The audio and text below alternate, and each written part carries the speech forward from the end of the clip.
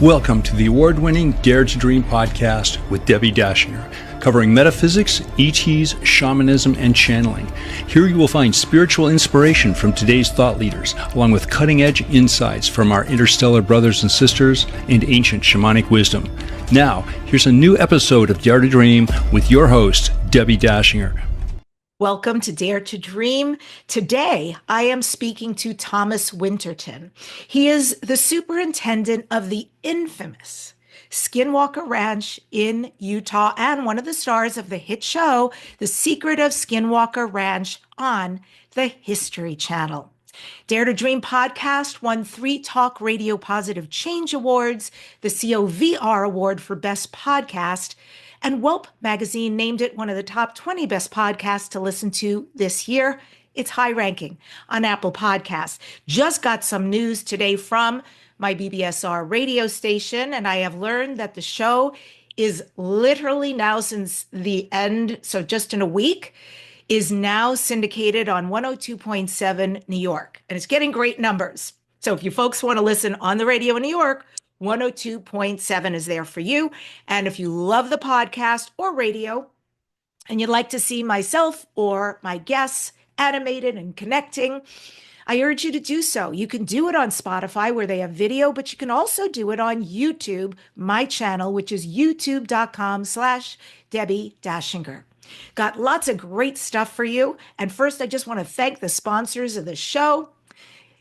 You really help us along, and you've believed in us for a very long time. So thanks to Dr. Dane here and Access Consciousness. They do energy work out into the world. You can become a facilitator, or you can take one of their classes. Go to Dr. Dane here, HEER.com, or accessconsciousness.com.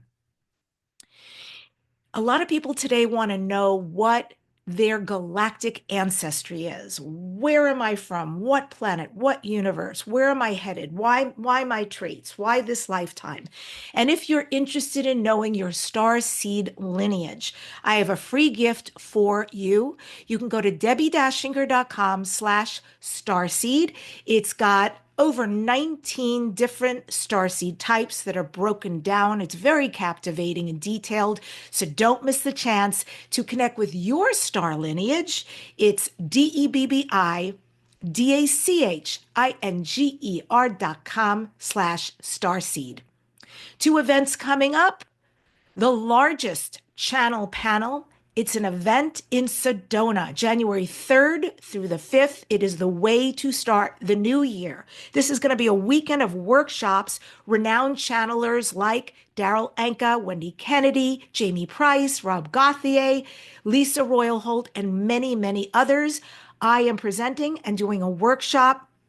So start your new year off with us in a healing and whole way. You can secure your spot at DebbiDachinger.com/Sedona. And by the way, everything's also in the show notes, so you can go there to click. And finally, my guest is appearing at this event. I'm at this event every year, and I urge you to get your tickets. Don't miss out. I'm hearing more and more this year, people flying in from all sorts of amazing places. And I am so excited. Best event of the year. Yep, it's the LA Conscious Life Expo, February 7th through the 10th. The link for tickets is in the show notes, and you can go to DebbiDachinger.com/CLE for Conscious Life Expo, DebbiDachinger.com/CLE. And you'll be hearing my guest there, as well as the folks that he works with. I think that's a not to be missed experience. So let's get to the guest. Thomas Winterton, superintendent of Skinwalker Ranch, overseeing the maintenance of the property, its facilities, its equipment, as well as overseeing ranching activities and assisting in investigations. He's a native of Utah, a successful entrepreneur, and a business leader in the area. Thomas's unique background and experience give him an in-depth insight into UFO phenomenon at Skinwalker Ranch and the surrounding area, especially his own incredible experiences that have taken place there. And we're going to take a deep dive together with you into the unknown world of UFOs, UAPs, portals, aliens, all things paranormal. If you'd like to learn more, you can go to skinwalker-ranch.com. And I welcome Thomas Winterton to Dare to Dream. It's so great to have you. Welcome. Thank you. I'm excited to visit with you today. I got to say right at the top, Thomas, I think you're the bravest man I know. I don't know that I could do what you do. And I was watching some of the shows, the Skinwalker Ranch shows on History Channel, and I started having really dark dreams. And I'm a sensitive. So I don't know what I was perceiving that made its way into my subconscious, but you are really brave. How did they find you? How did you sign up for a job like this? Well, first of all, thank you for your kind words. And I didn't know what I was signing up for. I probably would have given it a much more thoughtful review before saying yes. But I actually, Brandon Fugel, the current owner of the ranch, purchased it back in April of 2016. And when he did, it was his wishes to remain anonymous. He didn't want anyone to know that he was the owner. Mhm. He's a very successful real estate broker, and he was worried that, the stigma of buying this paranormal ranch could affect his day job. And so his wishes to remain anonymous meant that he reached out to one of his close confidants, Jim Morse, and asked Jim if he would come out to the basin and really kind of start to, figure out what exactly Skinwalker Ranch was and um, try to establish some steps for moving forward. And so Jim traveled out that first week that Brandon bought it. Jim traveled out, and it just so happens that it was on a Sunday. I happened to be at church, and at the time, my wife and I owned a couple small luxury boutique hotels, one of them being here in Roosevelt. And I was at church, and I had a guest call me and tell me that their TV wasn't working. And so and apparently there was some sporting event that's taking place that they were missing. So I immediately left church, went down there, helped them fix, put their TV on the right input. And I was leaving the room and just walking across the parking lot back to my car when this black SUV with, dark tinted windows came pulling slowly into the parking lot, and it rolled up and stopped right in front of me. And the window came down, and there was a gentleman in there that asked, are you a hotel? And I said, yeah, we are. And he asked if he could see a room. And so I showed him, and he said, oh, yes, we're definitely staying here. And so I checked him in and I left. And the next day, I happened to be down at my office when this gentleman was checking out of his room. And he came across and found me in my office and started visiting and thanking me for a nice room and introduced himself as, Jim Morse and told me a little bit of his background of being a successful real estate developer, and told me he was out here on an errand on behalf of a good friend who was a very successful real estate broker who had purchased Skinwalker Ranch. Now, growing up, I grew up here in the Uinta Basin. I'd heard many stories about Skinwalker Ranch. Matter of fact, when I was in high school in the late 90s, that was the height of the activity that was going on when Robert Bigelow purchased it from the Shermans. And so we'd heard lots of rumors around town. I've never been into the paranormal. I've always just been kind of a career focused, serial entrepreneur business, and never watched Star Trek or Star Wars or any of that. I just really that wasn't in the scope of what was interested me. And Jim, when he found out I was a licensed general contractor here in the state and that I'd actually built the hotel that he just stayed in, he said, "Oh, well, will you come out and do a property inspection for me out at Skinwalker?" And for me, the lure was really to develop, a good relationship with Jim Morse and ultimately with the owner of the ranch, because my interests were in business, and I saw this as an opportunity to gain two really good business relationships. Wow. And so, I happily accepted for that. And I won't lie, the opportunity to go on this strange place that had been locked down for, 2 decades. And, the lure of being able to go someplace that other people can't was appealing. And so I agreed to go out and do a property inspection. And the following week, when Jim came out from Salt Lake to take me out there, we rolled in and I did the inspection and found a lot of things that needed immediate attention. And so I got to work and helped them correct some of these. Some of them were very serious issues. I helped get them fixed. And Brandon just reached out and said, "Hey, will you just manage this for me? You live out there, you're close, and I trust you." And so that's how I ended up as the manager of Skinwalker Ranch was through that. And in no way did I go on there, looking to be involved in investigation or the paranormal or any of that. Yeah. And I thought my path in life was pretty amazing. That is exceptional. One of the things it says in your bio is Thomas's unique background and experience give him an in-depth insight into the UFO phenomenon.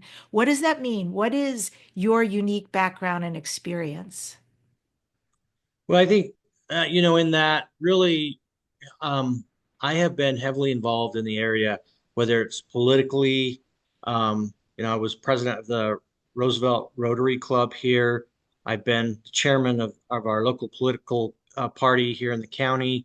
I've been the chairman of a nonprofit organization for years. I've been heavily involved in community, and as such, I have a lot of great contacts and resources in the area. As far as the UFOs, interestingly enough, I only ever had one UFO experience leading into my time at the ranch. Um, and it really wasn't that traumatic of an experience. I happened to be young, probably, I don't know, 10, 11 years old at the time. And I had looked out my bedroom window one night. It was late, and I happened to see a big, beautiful orange moon out there in the horizon.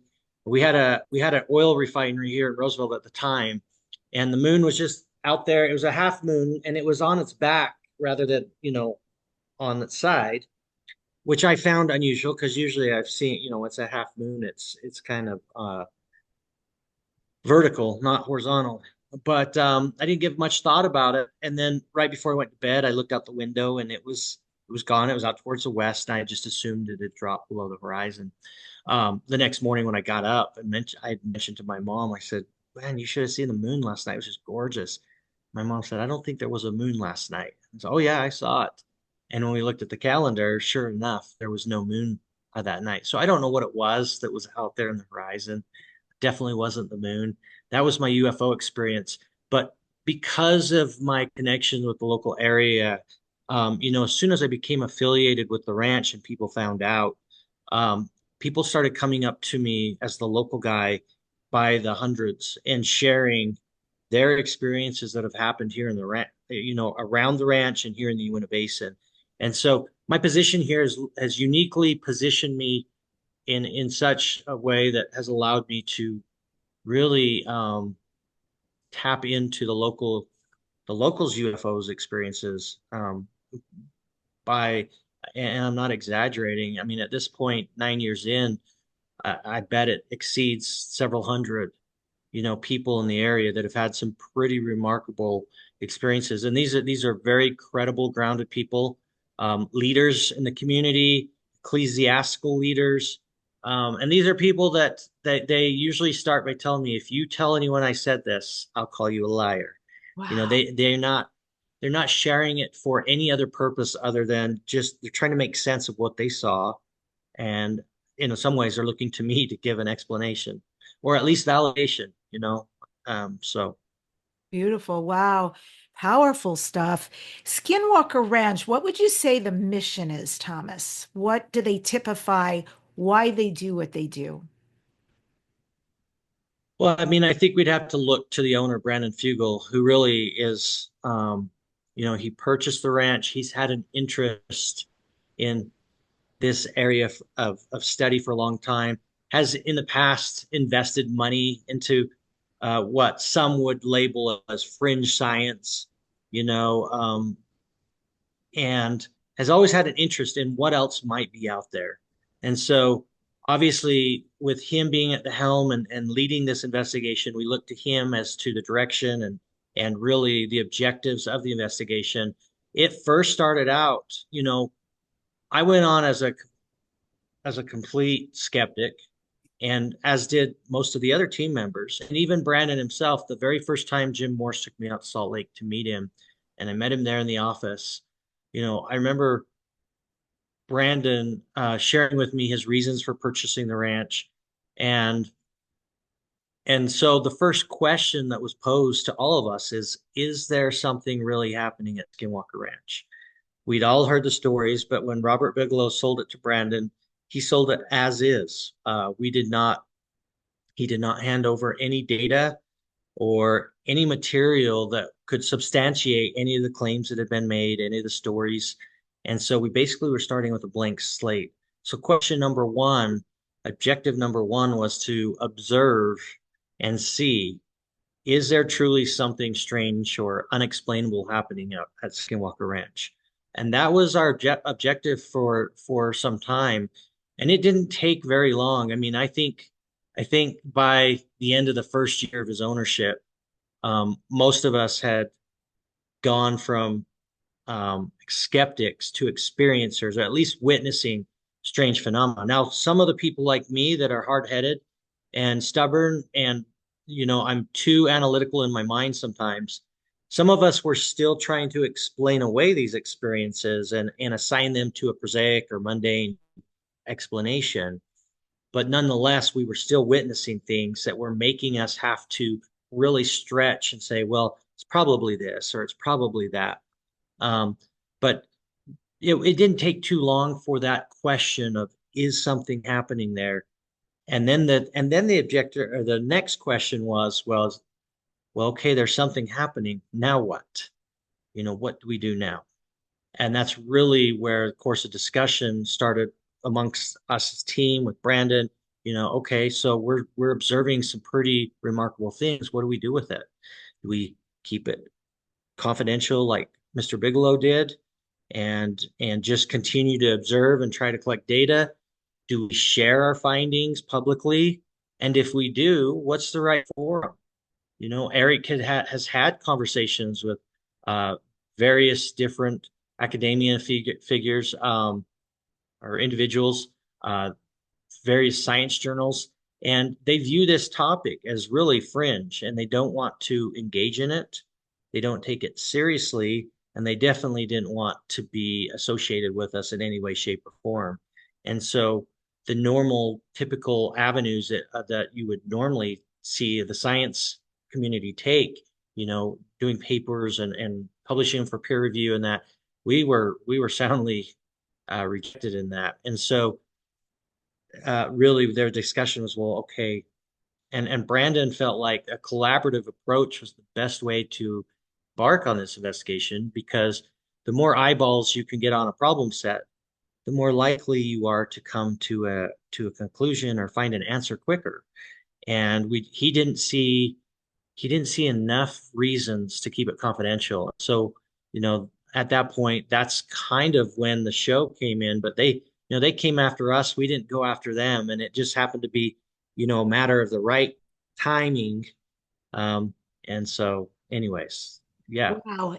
Question for you. When you mentioned Mr. Bigelow, so I believe it's in one of the shows where it is mentioned the reason why Mr. Bigelow sold, and that he had been sleeping in his bed and he was awakened by a presence, and there was a shaman standing over him that told him, you need to get off this land.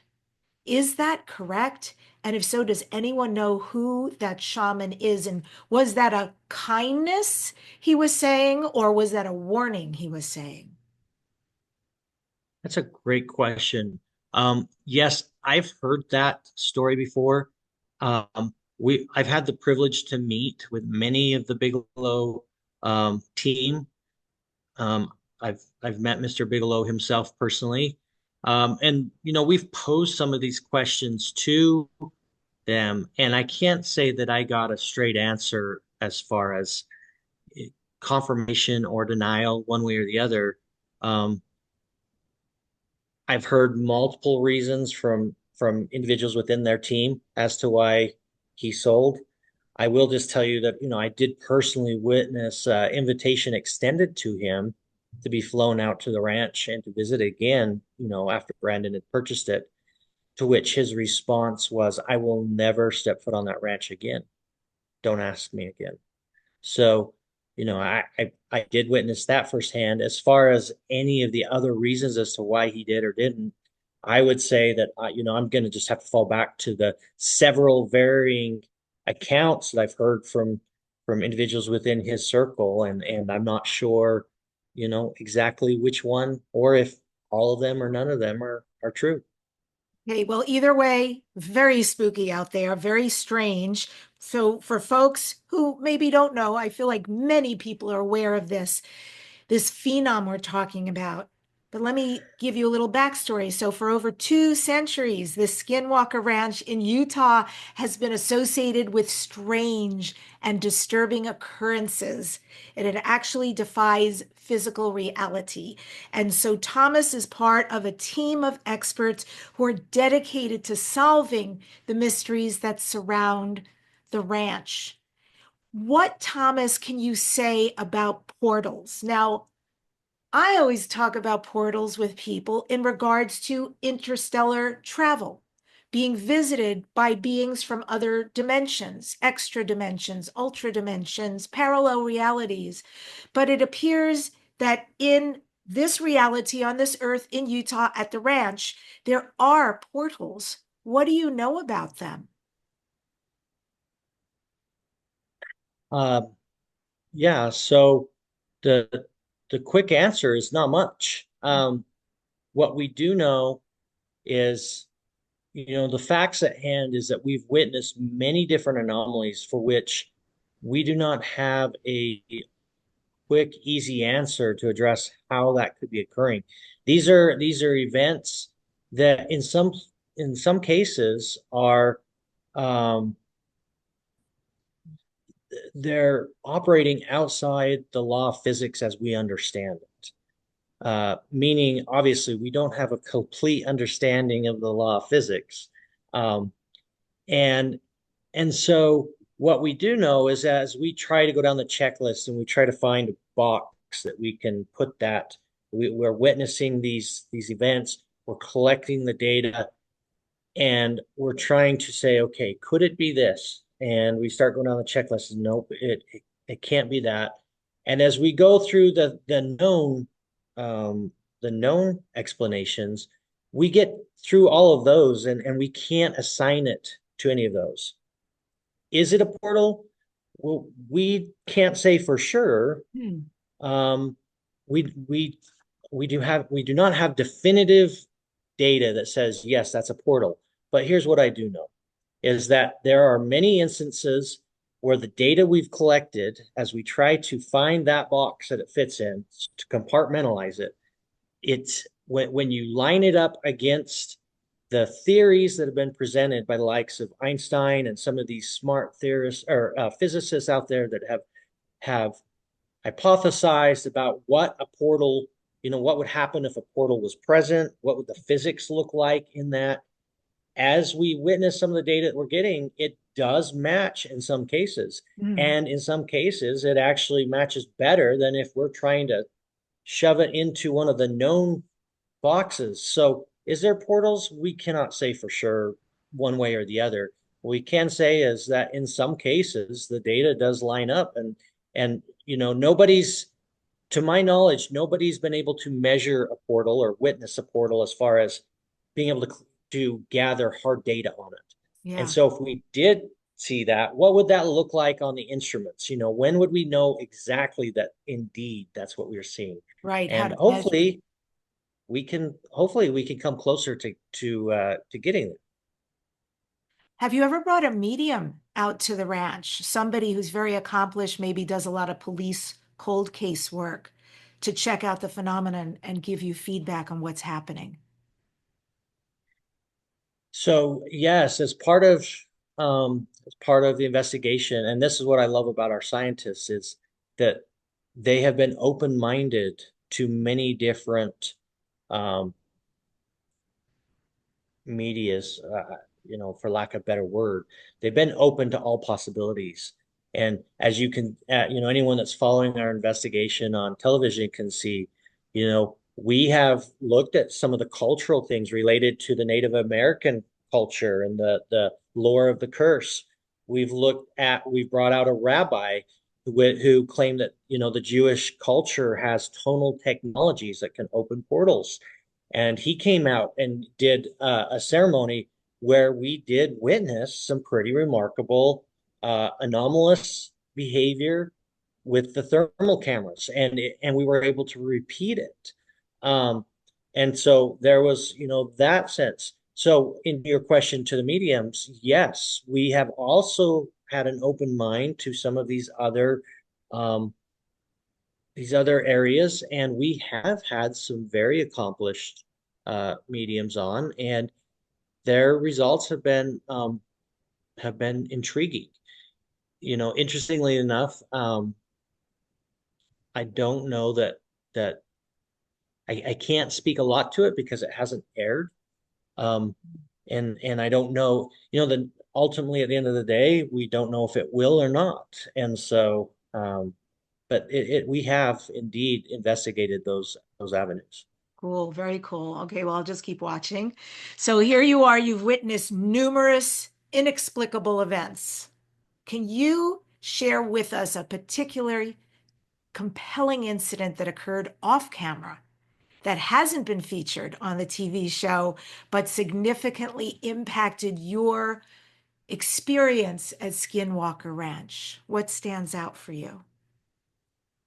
Yeah, so I will share one that actually occurred in conjunction with an exercise that did show on television. So any of the listeners out there that are familiar with our series, if you remember back, I believe it was in season 3 of our show, we had an experiment where we had some astronomers come out with their telescopes. And we had a telescope experiment out on the helipad.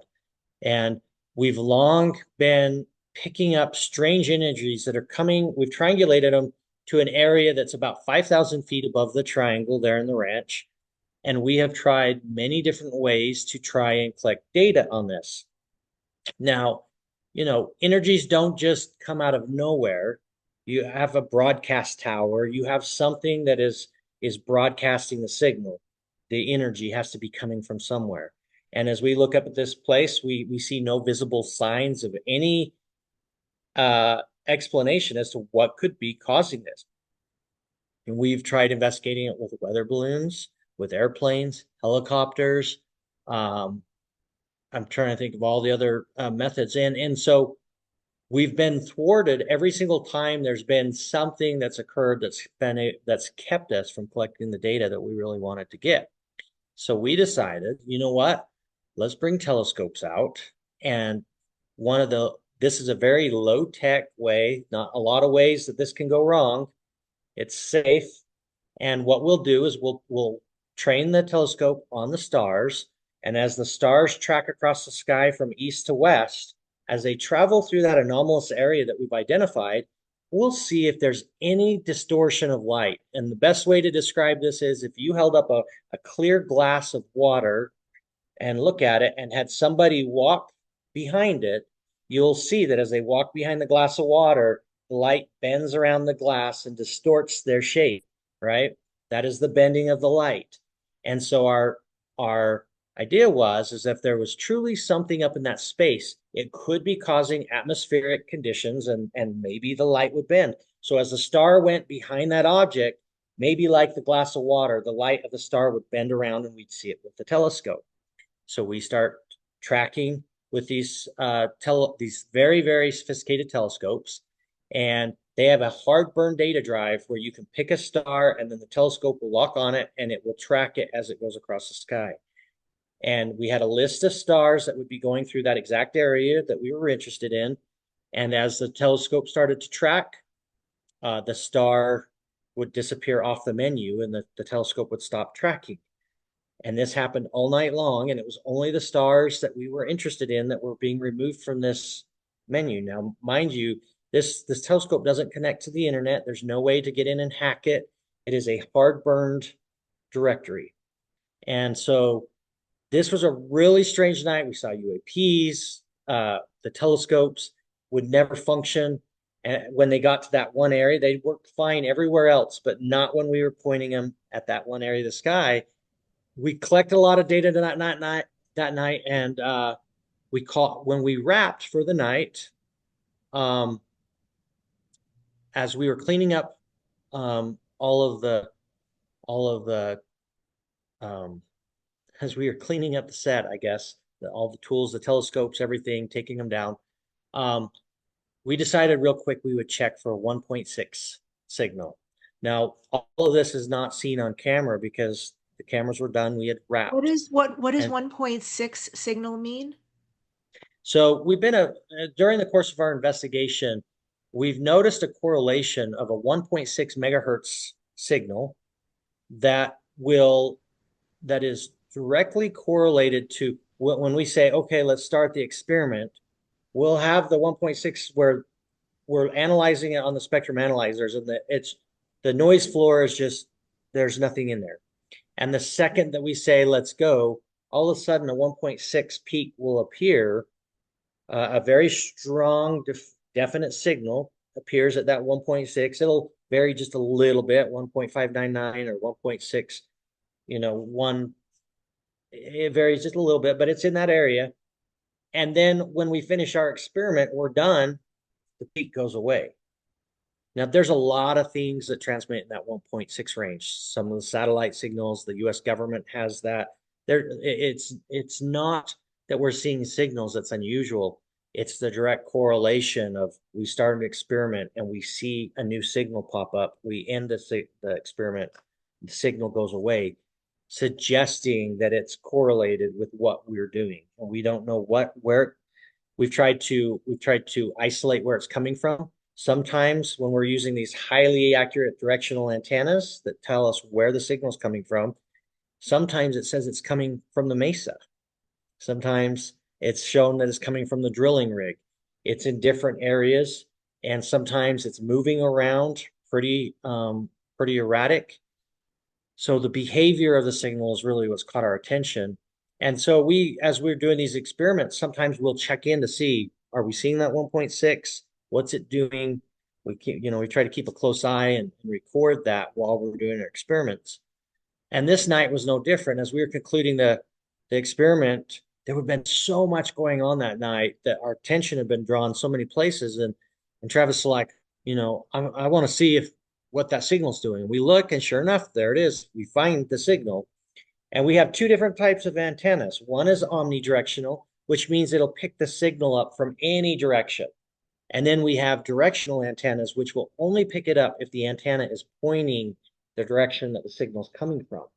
Well, we saw the signal on the omnidirectional. And so then I went over to the directional and started to see if we could figure out where it's coming from. And Travis, there's a little button there that you can click. And like if you were tuned into let's say a FM frequency, 98.5, that happens to be a radio station here in the area, you can click this little button, this modulation button. And if there's data there that can be deciphered, it will play it. But normally when you click that, all you hear is what's like static. There's no discernible information in the signal. Well, Travis happened to click on this as I'm over there, and we hear ourselves being broadcast over this signal. It's our voices. And this had happened one time before in a previous experiment, but we hadn't had time to really vet it out because we were in the moment. And so here we are done for the night, and it gave us a wonderful opportunity to further dive in and try to figure out what's going on. Why am I hearing my voice, Travis hearing his voice being broadcast over this 1.6? We're not broadcasting anything at 1.6. So we determined maybe it's, all of us have microphones on. We have our microphone packs, which are sending signals over to our audio guy, who's taking all the signals in from us, plus the cameras. So the cameras have microphones, we have microphones. And so we had our production crew turn all their equipment off. We turned our microphones off. They turned the audio bag off. The cameras turned their stuff off. So now all of the things that could possibly be broadcasting are now turned off. And we listen, and we're still broadcasting over this 1.6. Sound like we were just on a microphone broadcasting over the computer speakers. So we take turns walking to the far side of the helipad, um, probably about 75, 80 feet away. And we're just talking normal voice, and it's broadcasting over the computer still. So now we're really baffled and we're thinking, what the heck could be doing this? So we come back over, and it got even stranger because we grabbed our executive producer and we put him between Travis and I. I talked and it broadcast over the speakers. Travis talks and it broadcasts over the speakers. Our executive producer talks and it doesn't. So we don't, I don't know of a technology that can zero in that specific, right? We had all our equipment turned off. There was nothing that we had that could account for this. So something was zeroed in on us and rebroadcasting it to who knows where. We have no idea where it was being broadcast to. But I have to say that was one of the most disturbing things I've experienced on the ranch because I went home that night. We all did. We all went to bed that night wondering, do I ever have real privacy? Because at this point, we had heard ourselves being broadcast indoors and outdoors, meaning that just being inside wasn't enough to deter the signal. And I went to bed feeling extremely violated and thinking, do I ever truly have privacy? And who's listening in on it? And how are they doing it? We don't know. We're not aware of a technology that could zoom in and literally pick up me and pick up Travis, but not get the guy that's standing directly between us 2 feet away. That's just I don't know how you do that. Neither did the scientists. And so to this day, that still bothers me. And there are moments where I'm by myself where I literally have the thought, like, I wonder if I really am by myself. You know, is somebody listening to me right now? I'll bet. And so, folks who are listening and watching, I just want to mention that this triangle that Thomas is talking about, it is on the mesa, and it's bordering the north side of the ranch. And there's a lot of phenomenon that takes place there. Um, what about cryptids? So I'm really curious in this moment about stories. Have you had one particular experience that was just mind-blowing around a cryptid? Um, there are stories of individuals that have been out there. One of Mr. Bigelow's team reported seeing a portal open up through, I believe they were using night vision.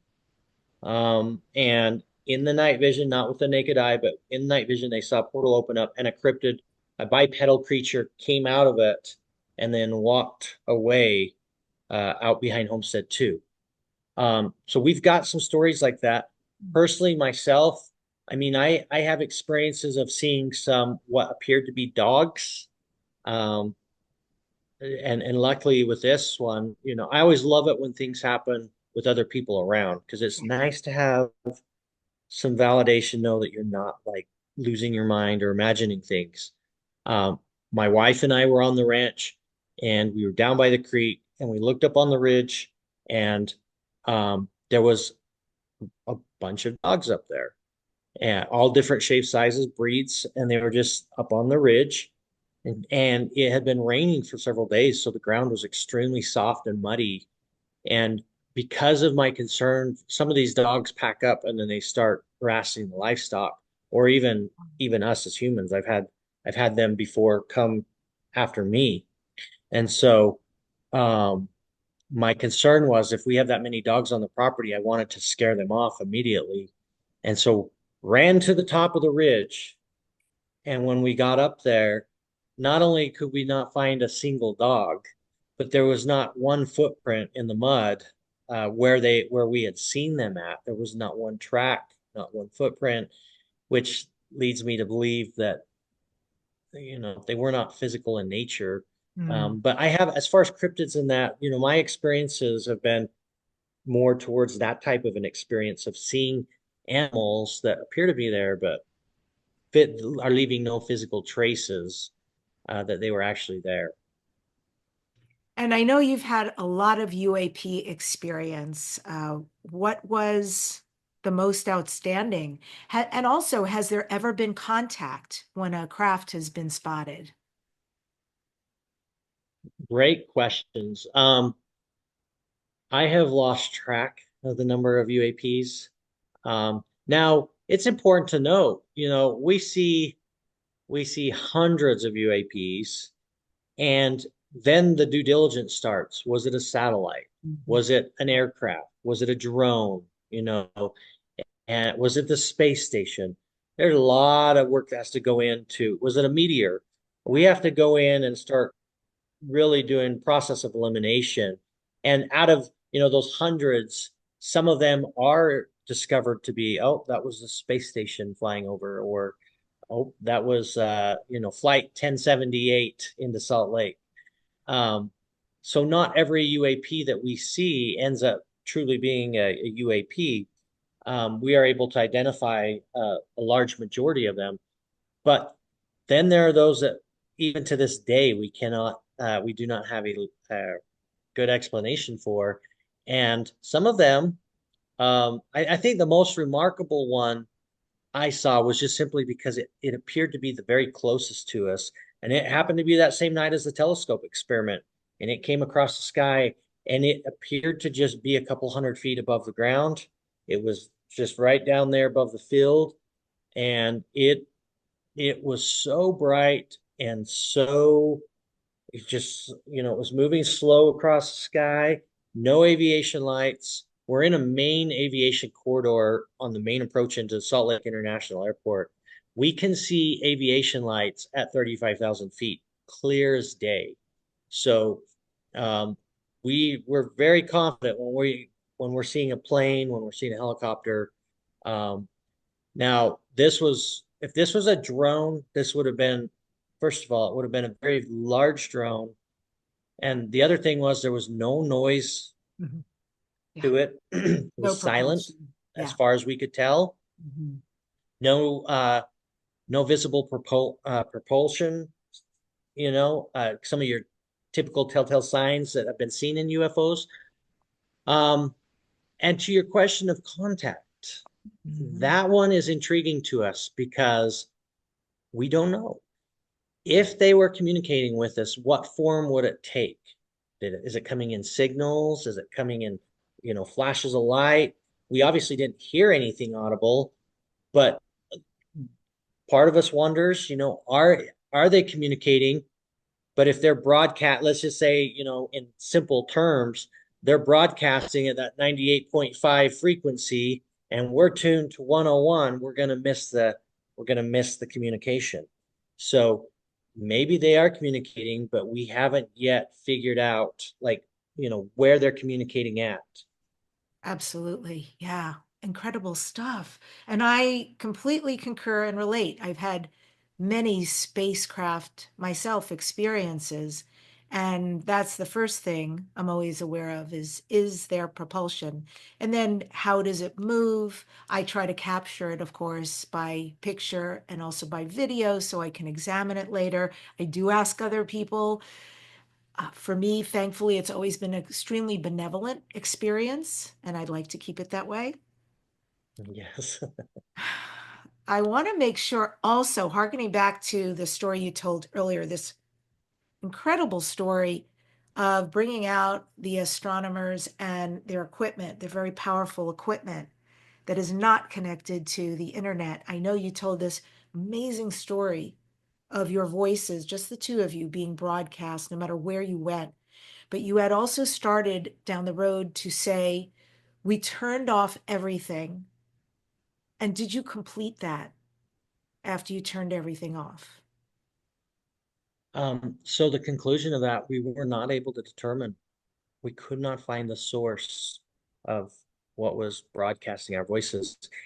And to be clear, it wasn't just Travis and I, it was the entire investigative team. So Eric, Caleb Bryant, but it did not include any of the astronomers or any of the producers. So it was just focused Not on important. five of us. Okay. Yeah, it's just very intriguing. So we were not able to find an answer that satisfied. And again, um, the only way that we would know how to do that would be, directional microphones that were in close proximity. I mean, when they mic us up, we even have to have our mics. They spend a lot of time, those expensive mics, but you'll see the directional microphones out on say like an NFL field where you see the big dish, the parabolic dish, and they're focusing in, but it's still picking up the people around them too, right? It's not a specific point, and this was so highly targeted. The only way we'd know how to do that would be to have a microphone right there in our faces, and so there was obviously that wasn't the case. Anything that had been picking us up would have had been doing it from a distance or couldn't be seen, right? If it was close to us, it couldn't be seen. And so we're still left scratching our heads over that. We have no idea. We've surmised it was harmonics, but again, when our broadcasting equipment is turned off, then you still are left with the question of what piece of equipment was broadcasting. Yeah. I got really creeped out. There was one segment that featured a woman who used to live on another ranch that the team went out and investigated because she let them know that this piece of property, not Skinwalker Ranch, but another piece of property in a completely different location. Oh, I'm trying to remember, but it was really bad stuff that her dog died, and a few days later, the horse died, and a few days later, the husband died, and a few days later, and then Oh she's on God. the phone with the son saying, "Get me out of here," and never went back. And the team went, and it was so dark. Whatever that energy was on that ranch, it's kind of unthinkable that something like that exists. I don't know if you've ever felt that on Skinwalker Ranch, that kind of darkness. I have, yes, mean, I haven't seen that series, but I can just tell you, that I have experienced terror on the ranch, a feeling of terror that was so, I've never felt anything like it before, and I've never felt like anything like it since. It is unique to the ranch itself, and it was so intense that it caused a physiological response, severe shaking. It was, it's almost as if you're being electrocuted and your muscles involuntarily tense up. And I became almost incapacitated, and sitting there shaking. And those effects, that serious physical effect lasted for more than 12 hours. And didn't you So also have other severe health issues working on the ranch, like a mysterious swelling on your head? I did. And in March of 2017, I suffered a very severe head injury, an undiagnosed, unknown head injury, that almost cost me my life.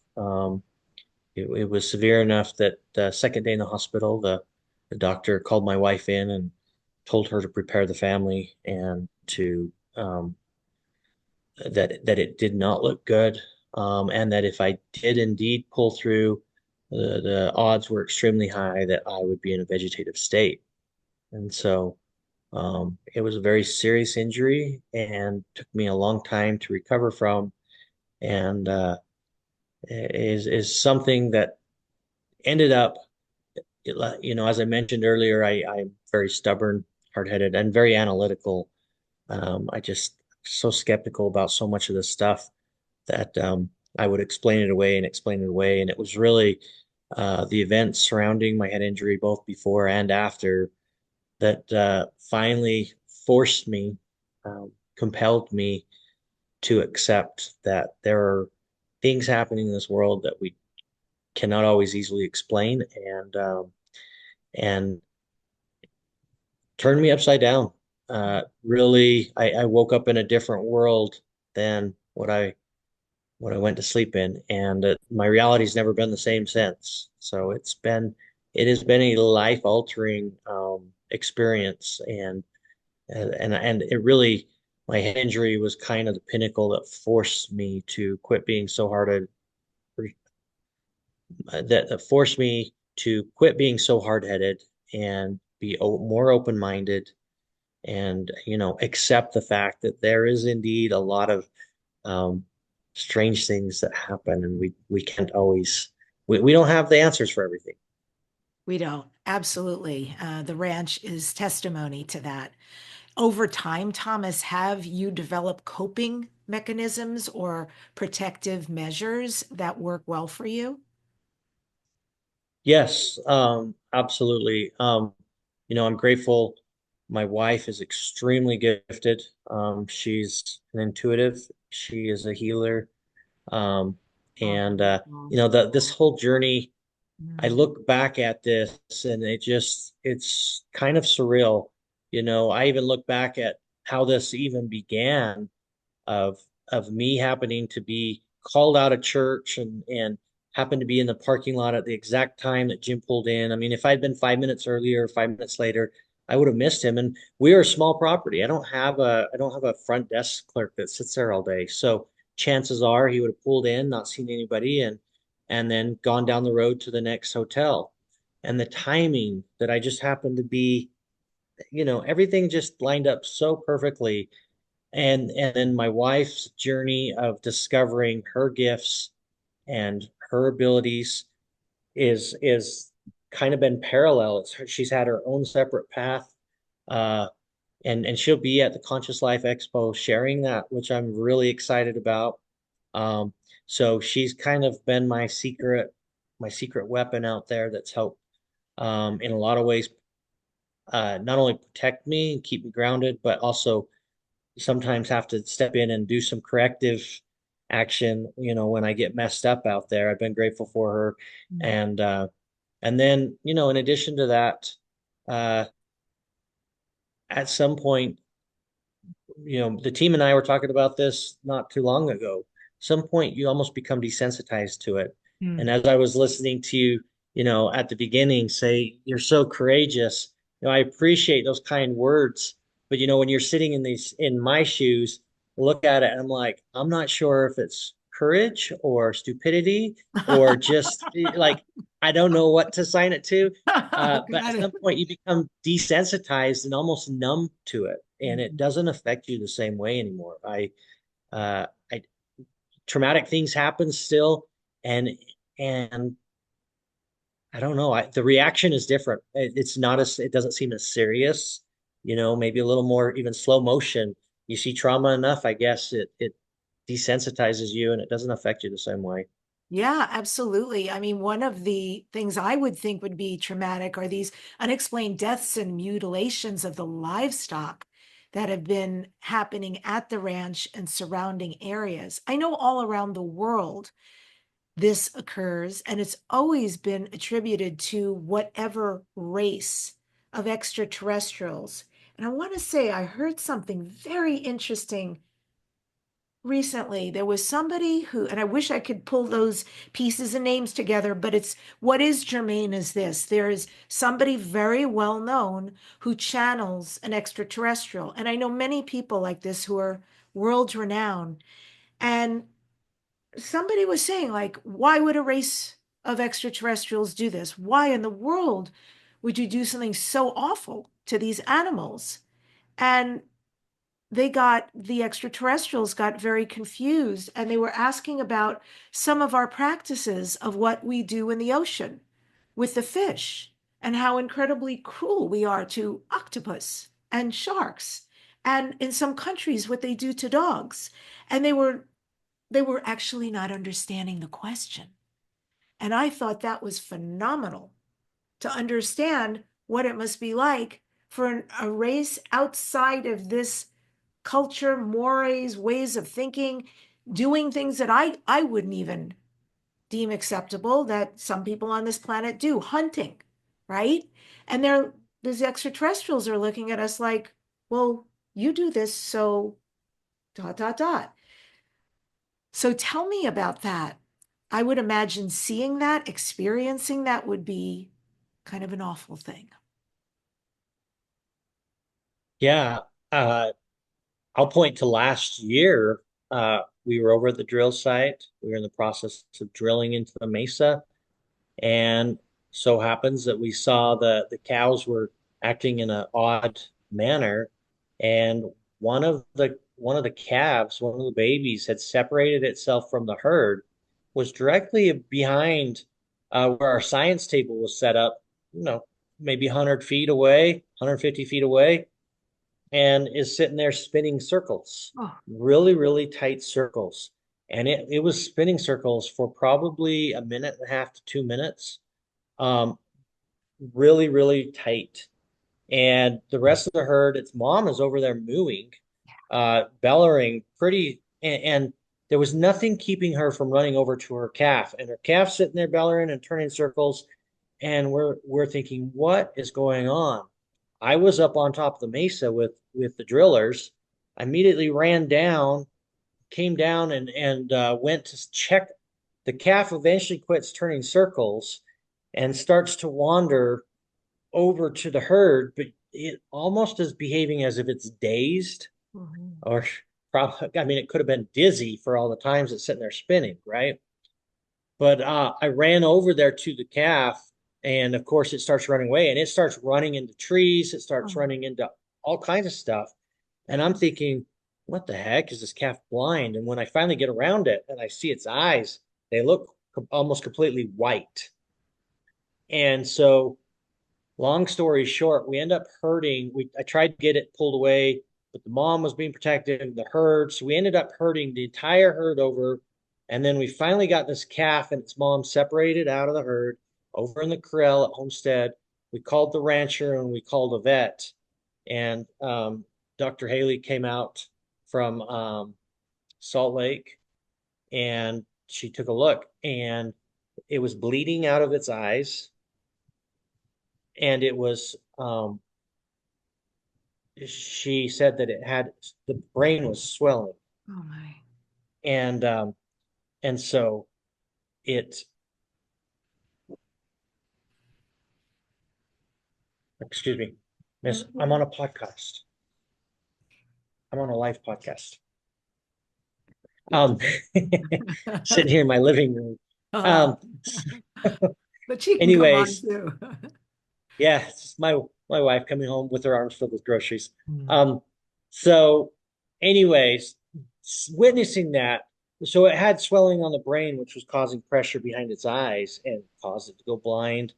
And that's traumatic because we witnessed that, and Hmm. also the idea that you know whatever was happening, this calf was 150 feet from where we're sitting there at the science table.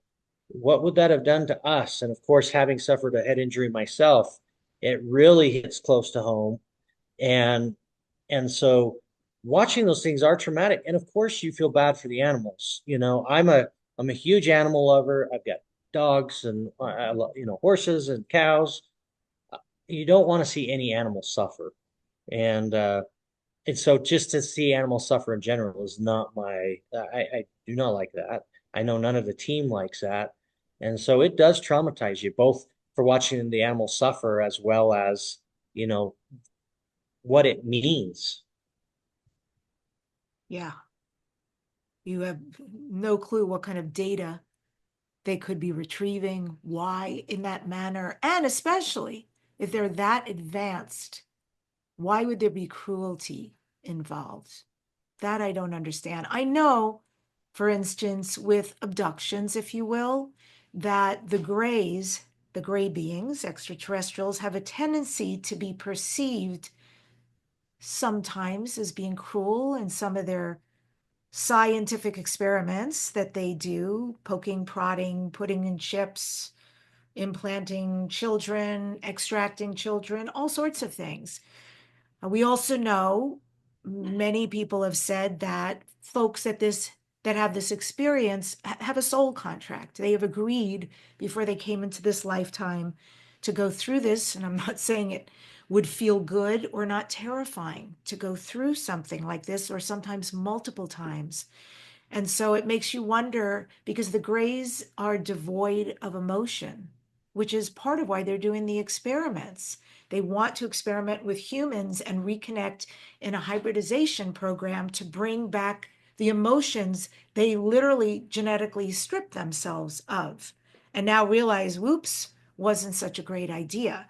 So it makes me wonder if what's happening with the animals. But listen, if anybody is listening who is not from this planet, I will just implore you to understand, to us that is deemed cruel, and to please stop, find other methods, loving, kind, benevolent methods to extract information.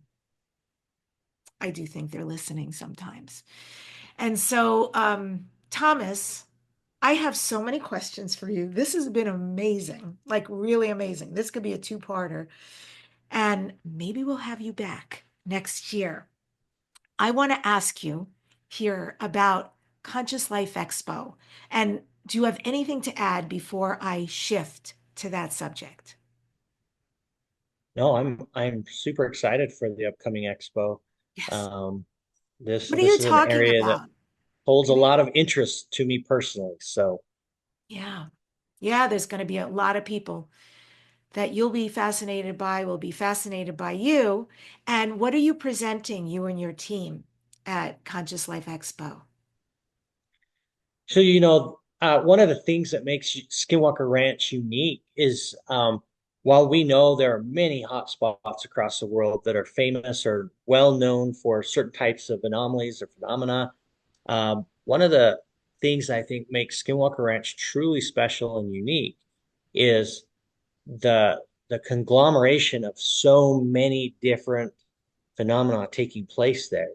And one of those, and one of the ones that holds the most interest to me, while I find UFOs fascinating and I find, some of these poltergeists and some of this interesting, it's all interesting, but the part that really fascinates me is the consciousness part of it. Because what we witnessed at the ranch, just like I mentioned with the telescope experiment and hearing ourselves broadcast, we could spend days sharing and relating experiences we've had on the ranch that have been so specific and targeted as to who they're targeted to and what specifically is taking place, that there I am of the firm belief that there is an intelligence behind the phenomena at Skinwalker Ranch. And I think that it directly is tied to the conscious level. And so my hopes at the expo is that with my team members is to be able to share a little bit of that and really kind of explore that a little bit more. Um, we get into that area, and it's harder to showcase on a television show.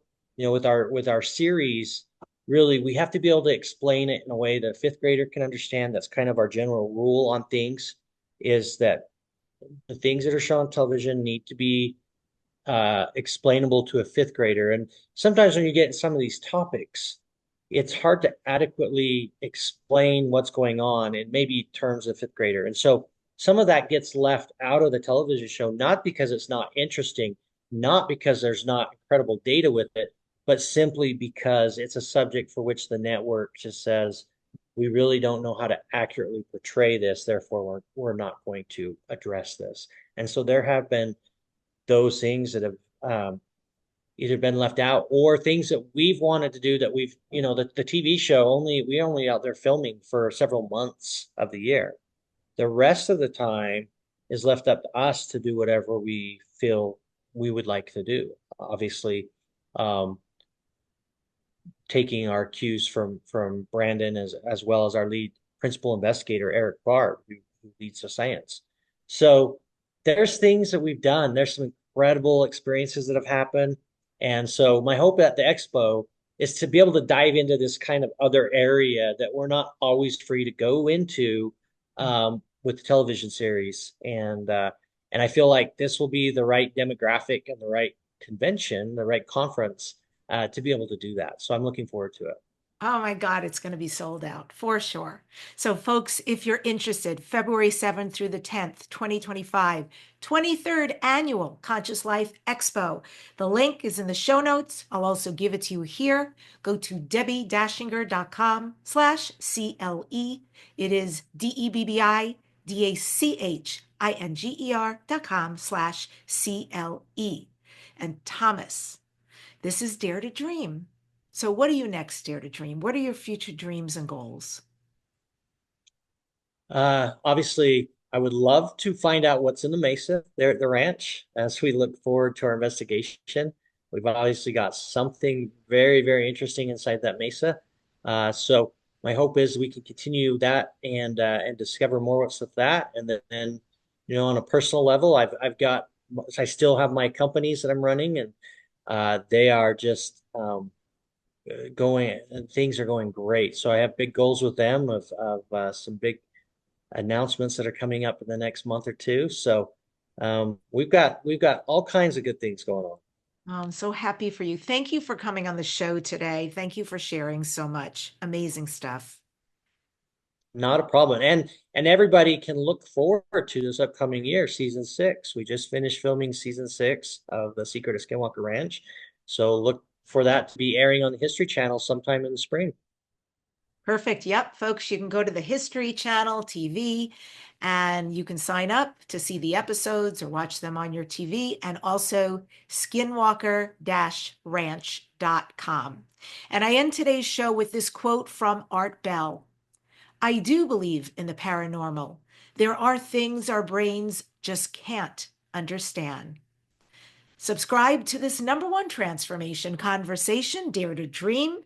You do want to subscribe because in the next weeks coming on the show will be Suzanne Giesman, Wendy Kennedy, Rebecca Dawson, Tricia McCannon, Jason Quitt, and Barbara Lamb, all phenoms in their expertise field. So I would be very grateful if each of you would take a moment as a thank you to the show for all I give throughout every year, my 17 years on radio and podcast. Would you please subscribe, like, comment? It means so much. Is it for me? Somewhat.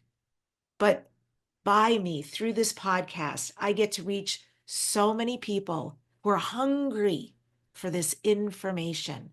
Please help me get it in front of them by subscribing, liking, and commenting. I thank you in advance.